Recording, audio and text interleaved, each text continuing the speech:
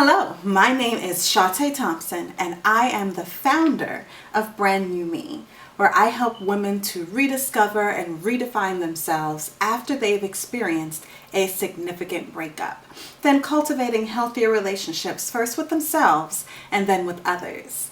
Today, we are going to talk about how to create boundaries. How do we go about making sure that we have healthy boundaries in our relationships with our family, with our friends, and with our significant others? We're going to dive into that today.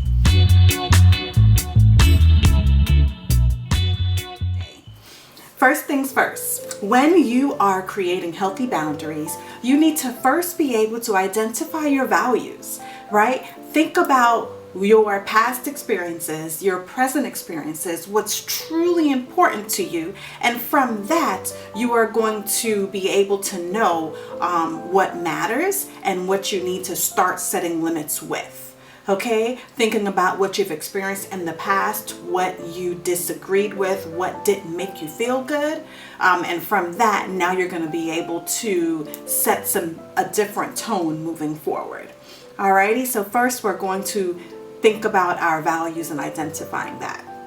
Next, we're going to name our limits. Now that we have a good idea from our past and our present experiences, now we're going to be able to name our limits, identifying what is acceptable and what is not acceptable, right? Now, once we do that, comes third, where we're going to have to express it to our loved ones, right? So this is where you are going to have clear and direct communication to help those that you love know what is acceptable for you, what's not acceptable for you, okay? Making sure that they are aware of what your boundaries are.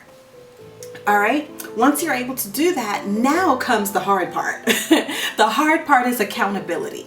This is where you are holding others accountable and yourself accountable to keep those limits in place, right? Where if you express that you are not going to like people going through your personal belongings, and you've expressed this to your loved ones, and someone still goes and picks up your phone.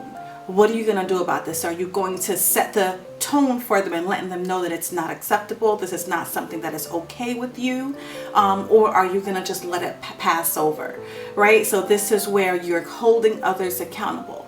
This is also where we constantly hear that we show people how to treat us, and we allow people to treat us or mistreat us based on what we accept and what we do not accept. All right, so accountability is major. All right, after accountability, then this is where it's some self-awareness. You're going to have to tap into your own emotions to check yourself, to reassess if these limits that you've put in place, if they work, if they're not working. Are you expressing yourself in a clear and direct manner? How are you holding others accountable? Are different experiences happening in your life to where now you need to set some different boundaries? So it's so important to be aware of what's happening, what's okay, what's not okay, because from there you're able to reassess and come up with a good plan moving forward for yourself as far as what boundaries you need to keep and what you might need to not keep, right? What you need to actually add. Those are the different ways that you can start to create a nice, healthy boundary setting with all of your loved ones. This works for family, for friends, and for your significant others. I wanted to name some quick examples of boundaries. So some quick examples could be that you do not like receiving people coming to your home or even video calling you without your permission, right? Because that's an invasion of your space, invasion of your privacy if you're not ready for someone to see you in that manner or be in your space in that manner. So sometimes you might want a heads up, a text to see if it's okay, or a call to see if it's okay for you to come over, or for someone to actually video call you, right? So that's a boundary that can be put in place. Another one is not going through your personal belongings. That could be your phone. That can be your car, the dashboard, not the glove compartment, right? It could be anything that you find personal.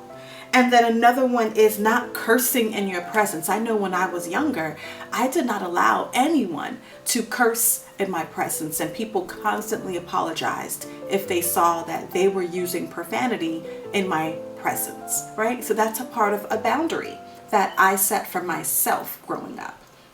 Another example is not making comments about X, Y, or Z. It could be about your weight. It could be about your friends. It could be about your children, right? Any of these things, but it's a boundary. It's a limit.